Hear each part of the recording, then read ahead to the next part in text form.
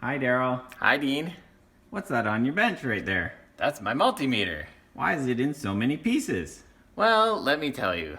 Once upon a time, I took my leads of my multimeter, switched it on to the amp setting, and touched them from positive to negative. I turned my brain off for a second, and yeah, that is not what you're supposed to do. Oh, what is it? What does that end up doing?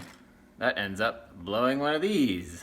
Oh, It's a fuse inside of your multimeter. So you Oh. have two of them because there's a 10 amp and a milliamp setting. So there's a 1 amp setting for the smaller setting and a 15 amp fuse for the bigger one.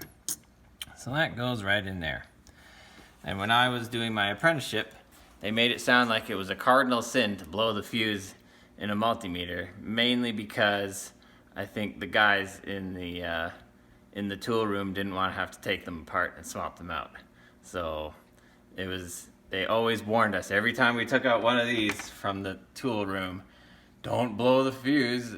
And I think we would have had to buy everyone donuts too. So that was another motivation not to blow the fuse. So no. So we going to Tim Hortons now? nope. So yeah, haven't been using multimeters for a long time. Many years. Never had to replace the fuse until I switched my brain off and Pop it. yep. Oh well. Alrighty. Well, So, sometimes you gotta learn the hard way. but this is what the inside of your multimeter looks like.